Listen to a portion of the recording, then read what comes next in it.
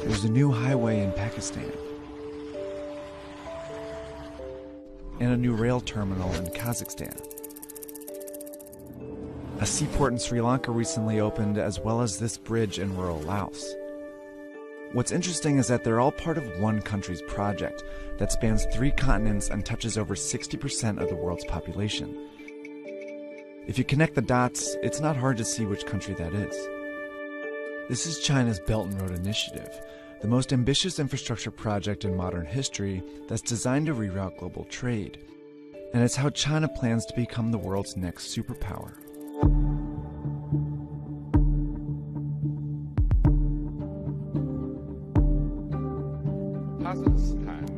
Kazakhstan.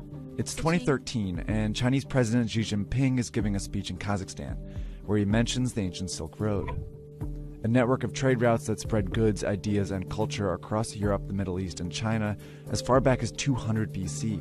He then says, "We should take an innovative approach and jointly build an economic belt along the Silk Road." A month later, Xi is in Indonesia. The two sides should work together to build up a new maritime road in the 21st century. These two phrases were the first mentions of Xi's legacy project, the multi-trillion-dollar Belt and Road Initiative, or BRI. They're also the two components of the plan.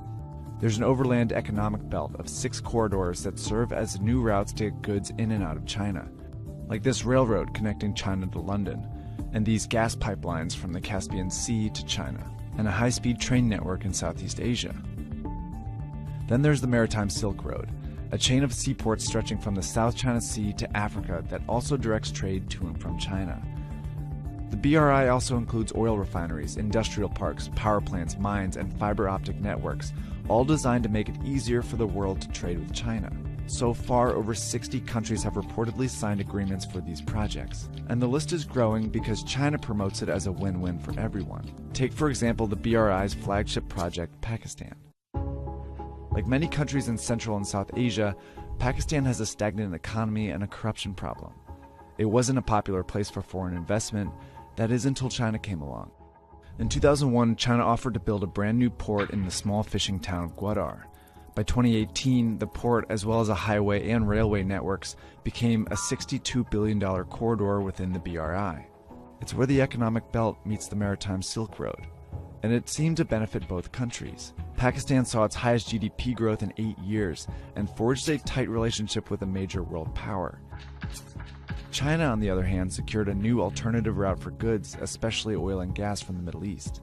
Through projects like these, it also found a way to boost its economy. Chinese construction companies that had fewer opportunities within their own country saw a huge boost from BRI contracts. 7 out of the 10 biggest construction firms in the world are now Chinese. What tips the balance in China's favor even more is a requirement that it be involved in building these projects.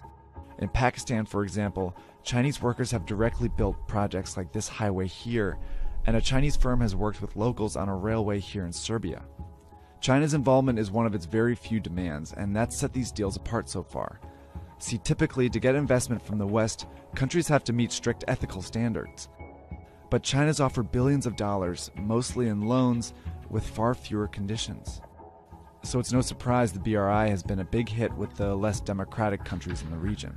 China has signed agreements with authoritarian governments, military regimes, and some of the most corrupt countries in the world. It's even affiliated with Afghanistan, Ukraine, Yemen, and Iraq, all currently splintered by conflict. Because of China's willingness to loan money to unreliable countries, many experts have called the BRI a risky plan.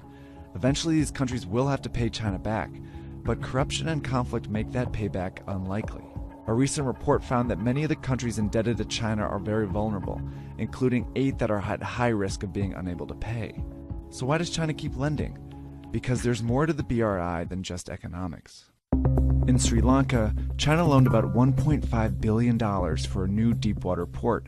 It was a key stop on the Maritime Silk Road. by 2017, it was clear Sri Lanka couldn't pay back the loan, so instead they gave China control of the port as part of a 99-year lease. China also controls the strategic port in Pakistan, where it has a 40-year lease. It's pushing for a similar agreement in Myanmar, and it just opened an actual Chinese naval base in Djibouti. These are all signs of what's been called the string of pearls theory. It predicts that China is trying to establish a string of naval bases in the Indian Ocean that will allow it to station ships and guard shipping routes that move through the region. So while China's not getting its money back, it's still achieving some very important strategic goals. China's growing influence challenges the status of the US, which has been the world's lone superpower for the last several decades. But isolation is trending in the US, meaning that they are investing less and therefore losing influence around the world. The BRI is China's way of leveraging power to become a global leader. By building relationships and taking control of global trade, China's well on its way.